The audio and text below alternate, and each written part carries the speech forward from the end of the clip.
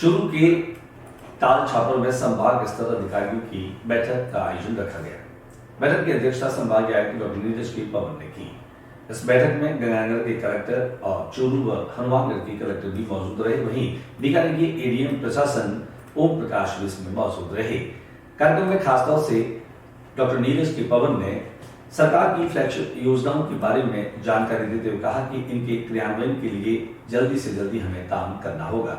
उन्होंने कानून व्यवस्था लेकर के भी निर्देश दिए। साथ ही साथ उन्होंने यातायात व्यवस्थाओं को और सड़क दुर्घटनाओं को रोकने के उपाय पर भी जानकारी दी और उन्होंने कहा कि सड़क के किनारे जो बबूल और कीकर के पेड़ हैं जिनकी वजह से दुर्घटनाएं होती हैं, वहां पर उनकी कटाई और छटाई भी होनी चाहिए जिससे कि सड़क दुर्घटनाओं में रोकथाम की जा सके।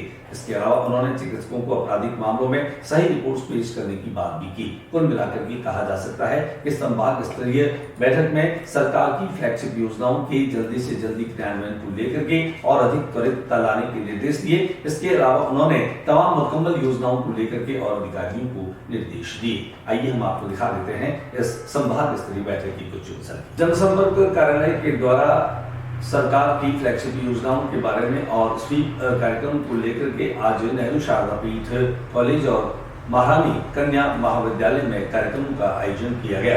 नेहरू शारदा पीठ कॉलेज में आयोजित इस कार्यक्रम के दरमियान सामाजिक न्याय अधिकारिता विभाग के निदेशक एल.डी. पवार भी मौजूद रहे। वहीं मुख्य स्वास्थ्य एवं चिकित्सा अधिकारी डॉक्टर अबरार पवार भी मौजूद रहे। इस कार्यक्रम के दौरान न केवल सरकार की फ्लैगशिप योजनाओं में चिरंजीवी योजना के बारे में डॉक्टर अबरार अहमद ने बताया, जबकि सामाजिक न्याय अधिकारिता विभाग के उप निदेशक और संयुक्त निदेशक प्रभारी एल.डी. पवार ने भी मुकम्मल जानकारी दी। इस मौके पर जहां जनसंपर्क अधिकारी हरिशंकर आचार्य भी मौजूद रहे, उन्होंने सरकार की अन्य योजनाओं के बारे में जानकारी दी। आइए लिए चलते आपको नेहरू शारदा पीठ महाविद्यालय, जहां पर यह कार्यक्रम संपन्न किया गया। वहीं महारानी कन्या महाविद्यालय में भी जनसंपर्क कार्यालय के द्वारा इसी कार्यक्रम का आयोजन किया गया, जहां पर छात्राओं को खासतौर से इन तमाम योजनाओं की जानकारी दी गई। दिखाते हैं हम आपको महारानी कन्या महाविद्यालय के इस कार्यक्रम की कुछ झलकियां। और इन योजनाओं के बारे में आप ई बुलेटिन को डेली अगर सुनते हैं तो आपको काफी मदद मिलेगी प्रतियोगी परीक्षाओं की तैयारी के लिए। इसमें कुछ न्यूज पॉडकास्ट होता है, उसको भी आपको नई नई अपडेटेड मिलेगी। प्रेस रिलीज है, सोशल मीडिया है। इसके अलावा हर महीने हमारे डिपार्टमेंट द्वारा एक बुक निकाली जाती है, सूजस।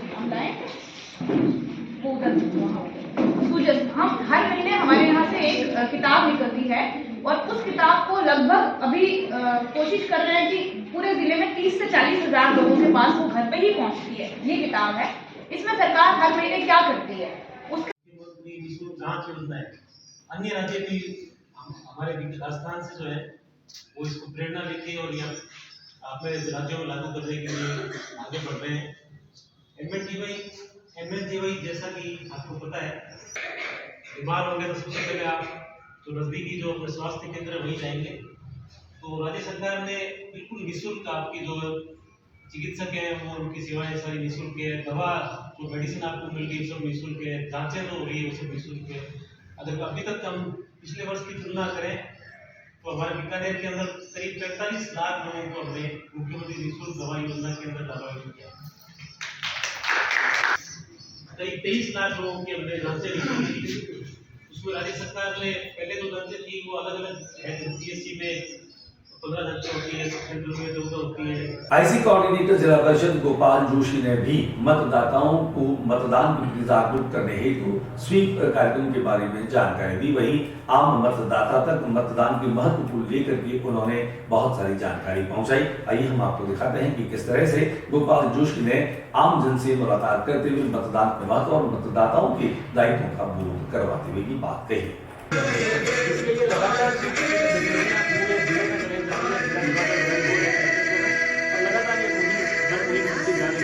हम चाहते हैं कि प्रत्येक मतदाता हेल्पलाइन किसी ऐप के अंदर कंज्यूमर हो, एमपीएससी पोर्टल के माध्यम से वो चाहते हैं कि हम सब जुड़े और लगातार गतिविधियाँ संचालित हो। इसमें प्रत्येक व्यक्ति को हम लोग समझा रहे हैं। हमारे साथ दिव्यांगों के लिए भी हम लोगों ने उनके साथ हम लोग कार्य कर रहे हैं।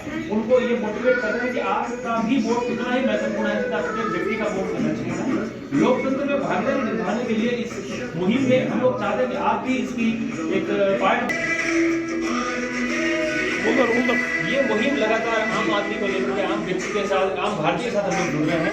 18 साल का जो व्यक्ति हो चुका है, उस व्यक्ति को हम लोग मतदाता जागरूकता अभियान को लेकर जिला निर्वाचन कार्यालय बीकानेर के नेतृत्व में एक मुहिम चल रही है जन जन तक पहुंचने की, कि मतदाताओं को मतदान के लिए प्रेरित करें।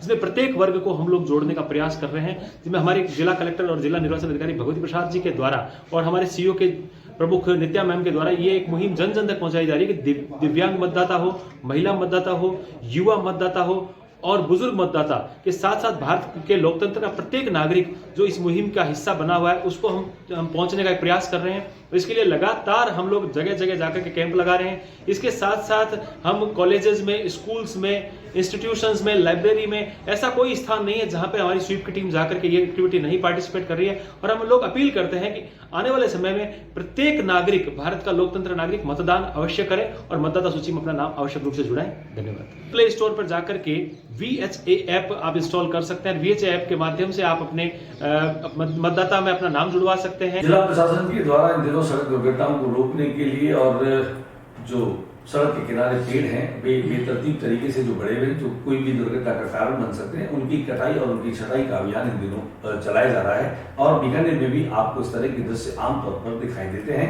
आरोबी रानी बाजार जो है, यहाँ पर भी आज इस तरह से पेड़ों की कटाई और छटाई करते हुए जो है वो विभाग को देखा गया। आइए दिखाते हैं आपको इस काम को करते हुए कुछ संपादित तस्वीरें और झलकियां।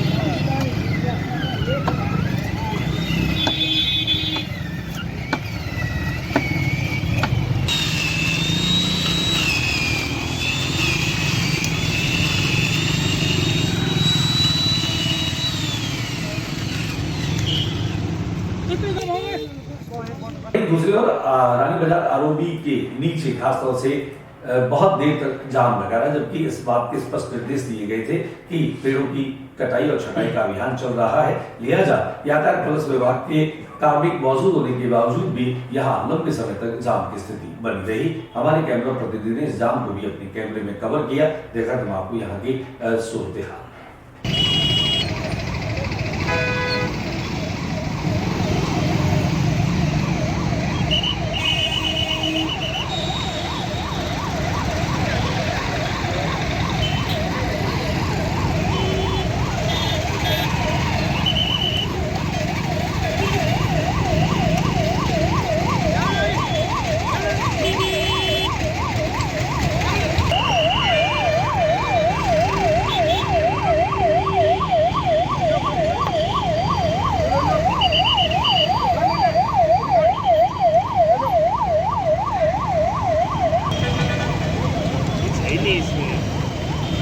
ये भी एम्बुलेंस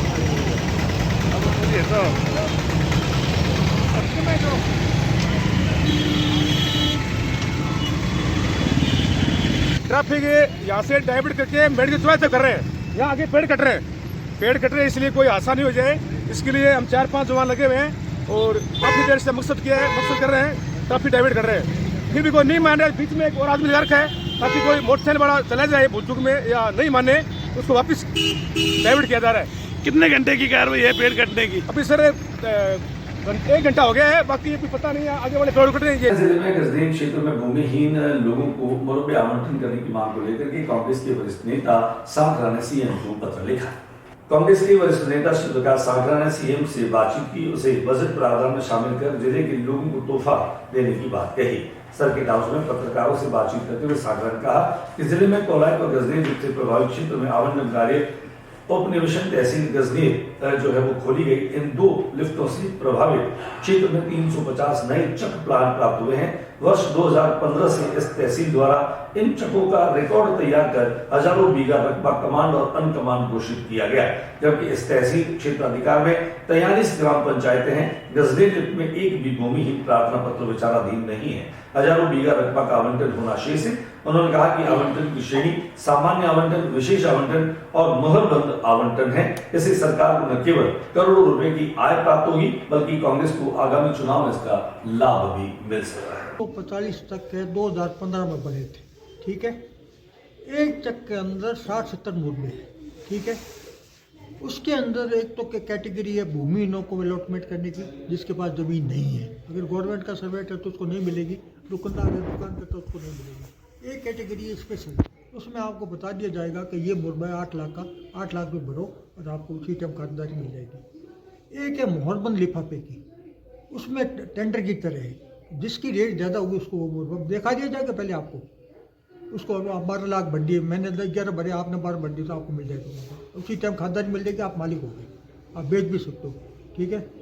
तीसरा का गवर्नमेंट की करोड़ों रुपए की आय होगी, करोड़ों रुपए की गाय, और 7 विधानसभा सीट है जो बीकानेर की, उसके अलावा कोई आदमी फर्म भर नहीं सकेगा, ये भी है। उसके अलावा कोई आदमी फर्म नहीं भर सकेगा, चूरू का गंगानगर नहीं भर सकता, ठीक है। अभी 7 विधानसभा के अंदर कांग्रेस को ये अगर मुर्गे लौट हो जाएंगे तो उसका 7 विधानसभा में कांग्रेस को आगे 2023 में चुनाव दिसंबर में उसमें फायदा पहुंचेगा और करोड़ों की आय होगी सरकार के खजाने में, ये भी फैक्ट है क्या। और उसमें मैं ये चाहता हूँ, मैंने ये भी लिखा है कि वरिष्ठ पत्रकार जो राष्ट्र सरकार से मान्यता प्राप्त है, उनका भी एक कोटा निर्धारित किया जाए, जैसे या यूआईटी के प्लॉटों में किया गया है। तो पत्रकार नेता को तो 40 दमन के साथ है, तो उनको क्यों नहीं मुर्गा मिले जाए? 50-60 जो भी है उनको अधिक, उनको भी दिया जाए कोटा। रसोगोल पत्रकारों को प्रति वो भगत है, गांधी जी के नाम पे भगत है वो। पत्रकारों ने उनको हाईलाइट किया था, मतलब काम कितना ही कर लो, बोले अखबार में नहीं छपे तो 0 इंसान, कोई भी नेता होता है, ठीक है ना। ये अर्जुना पहले ऑपरेटर था, ठीक है। शहर भाजपा के महामंत्री मोहन सुराणा का जन्म दिवस धूमधाम से मनाया गया। पार्टी कार्यालय में भी न केवल उनको केक काट करके बधाई दी गई, बल्कि एक दूसरे का मुंह मीठा करवाया गया। आज बड़ी संख्या में जन कल्याण के काम भी महामंत्री मोहन सुराणा के जन्म दिवस पर कार्यकर्ताओं के द्वारा किए गए। अब दशहरा लो ध्यान रख लिया, कोई अंडा नहीं हो मैं